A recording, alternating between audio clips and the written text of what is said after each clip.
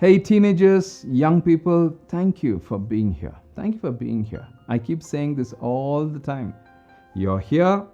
I know you must be saying this because you're very serious with your life, right? You're very, very serious with your life. We've been talking about these 5 challenges, and now we have begun to address those 5 challenges with practical pointers. So we talked about power, and last week we talked about perception, and today we're talking about perspective. I'll give you another 5 pointers in that practical pointers on how you begin to deal with the wrong perspectives or even having the right perspectives. 5 pointers. 1, try to understand others' perspectives. Try to understand different perspectives. Sometimes we are so caught up with our perspective that we are not willing to see beyond our places. Sometimes we have just put certain masks around us, right? We don't want to see things. I think one of the first things in our perspective is this: we need to learn to understand others' perspectives, different other perspectives. It's important for us to understand different other perspectives. 2, the practical pointer is this: have a learning attitude. We need to learn constantly. If I'm going to say I have arrived and I know it, I have done well, that's a trap. And that's the beginning of a downfall. Sometimes for years that I have worked with children and teenagers, sometimes I keep saying this. Even last night, one of my prayer was this: I'm going to do a camp, and Lord, help me not to get stuck with my whole place of experience. Help me to be willing to see things differently, to be willing to learn things differently. Have a learning attitude.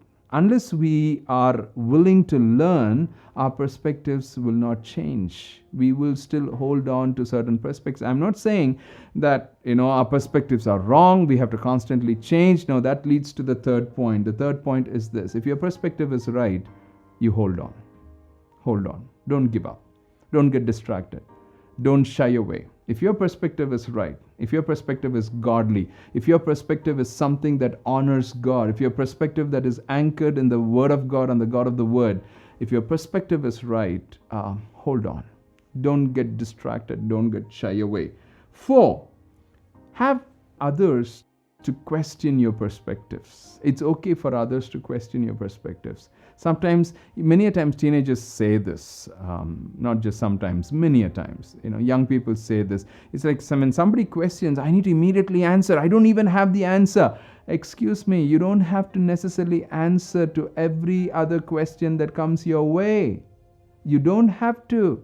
Sometimes when they ask the question, take a note of it and say, hey, that's a good question. Thank you for asking. Let me think about it. So you go back into your own secret place, you think about it, and if it's right, you hold on. You come back very strongly.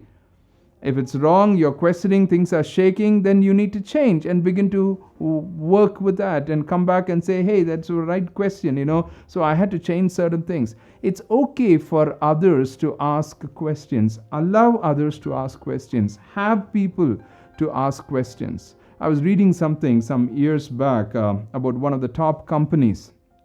And this guy who started this company, if I'm going to tell his name, you know him. He, at one point, had at least about 20 people around him, and he was paying them to ask questions.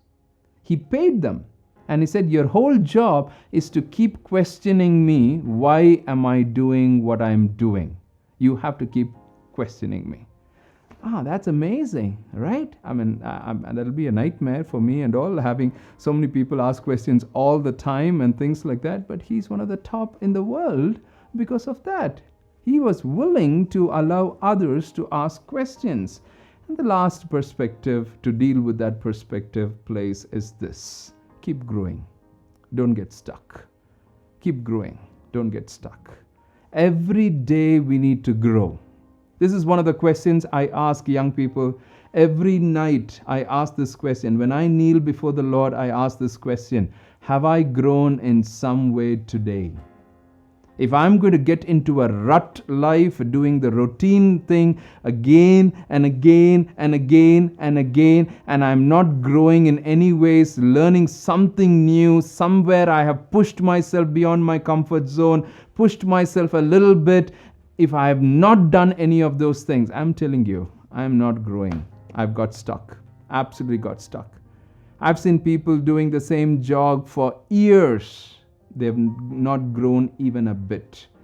At the same time, I've seen some of those young people do the job just for about few months, but they have grown so much, having an experience maybe a 20-year experienced person would have. See, that's the key thing. For our perspectives, to deal with our perspectives, we have to keep growing. We have to keep changing. We have to keep moving out of the comfort zone. Thank you for being here. You're amazing, and that's why you're here. Go make a difference through your life.